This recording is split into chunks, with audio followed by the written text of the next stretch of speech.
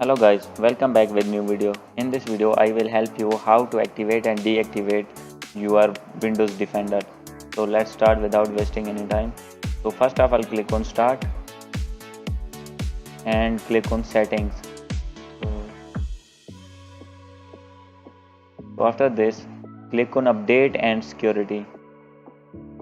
Click on it and click on Windows security. So after this click on firewall and network protection. So click on it.